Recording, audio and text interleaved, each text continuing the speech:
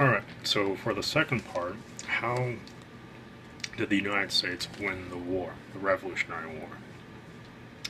Well, the first breakout of conflict happened with Lexington and Concord, and that was going to essentially occur on April 19th, 1775.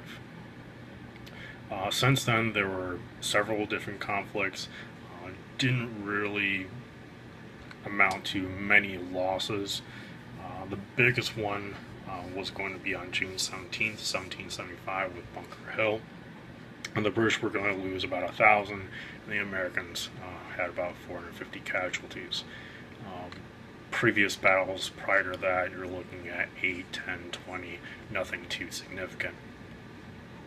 On July 6th, 1775, there's a letter sent to King George III. This is essentially the last point in which they might be able to compromise or reconciliate any sort of issues between the British and the Americans. King George III basically throws away and declares the Americans enemies to the British Empire. In July to February 1776, the Americans try to invade and attack Quebec. It fails miserably. A lot of problems.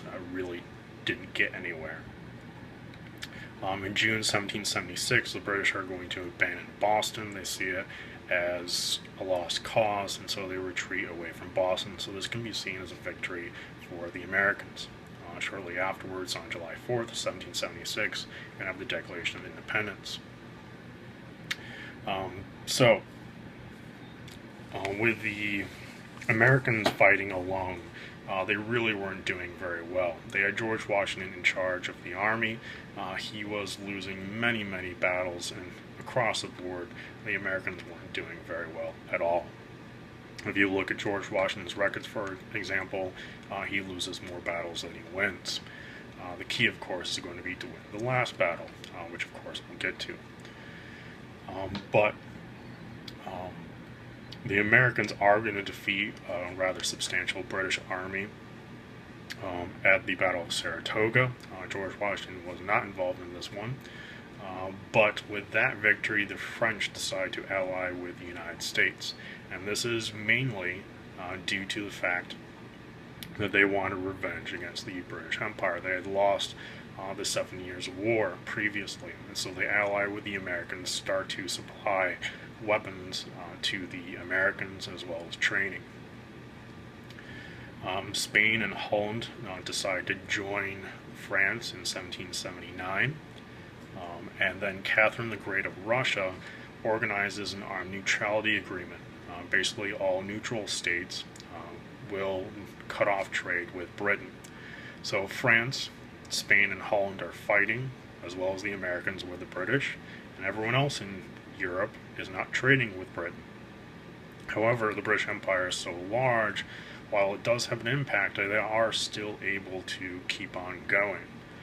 That certainly adds to the massive expanse of the British Empire.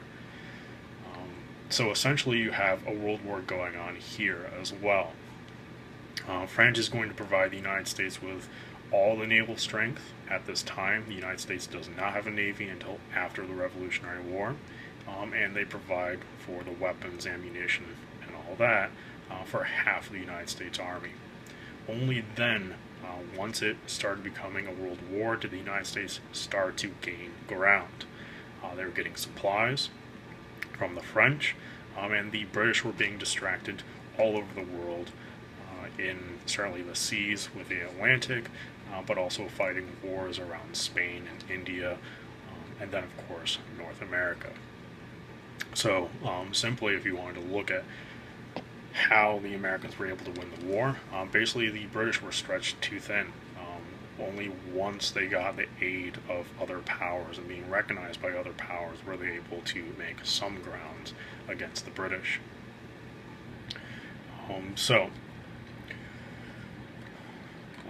Battles were going back and forth. I'm not going to go into every distinct battle and what actually happened, but basically Britain starts to try focus on the South. They start to take, for example, Georgia in 1778 to 1779, South Carolina in 1780. But seeing the advantage of how the British might be able to take all of the South of what is then the United States, General Greene, who is most famous for the battle in Saratoga that brought the French to the American side, he starts to go down to the south and harass General Cornwallis. He's not going to give a pitched battle to where he might be able to lose his entire army. He just distracts him, pokes at Cornwallis, the British general, and he starts to retreat up north. With that, he brings Cornwallis out of the south so he can't destroy the American effort in the south. And what happens is Cornwallis needs supplies. With that, he camps out at Yorktown, and the idea is he's going to get reinforcements from the sea by the Royal Navy.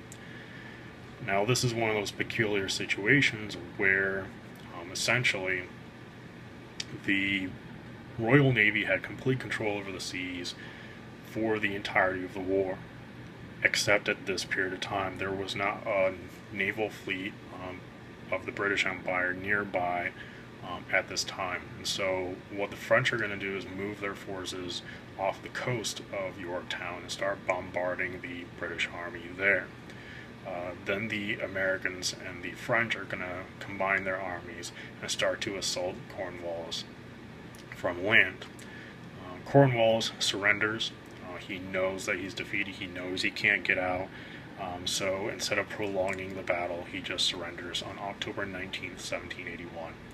This is going to signal the war's end. However, the war is going to continue for a whole another year, but mainly it's going to be the colonists fighting amongst themselves. It's going to be the colonists who wanted independence fighting against colonists who did not want independence. England had 54,000 troops in Canada that they could have used to invade North America and prolong this war even further. However, they do not, and that's mainly because they got tired of the war. Very much like many other wars throughout history, the British people did not want to prolong this war. Many Englishmen didn't even want this war to occur. They viewed them as their brothers, essentially, brothers and sisters. And so they didn't want this war whatsoever. So as a result, it was becoming extremely unpopular since this point. We're talking 1776 to 1781, this war was going on.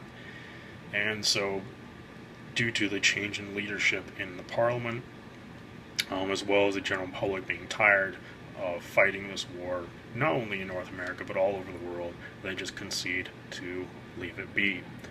In fact, during the war years of the Revolutionary War, Adam Smith comes out with a paper saying that colonies are a waste of money. You're spending way too much money on supplying and putting down the infrastructure for colonists.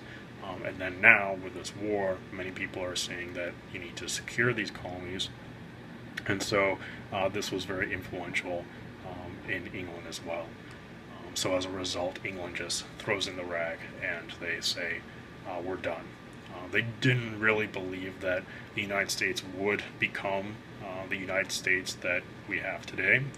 They believed that in potentially maybe another decade, maybe 2 decades, they would just bring in the United States back under the British Empire.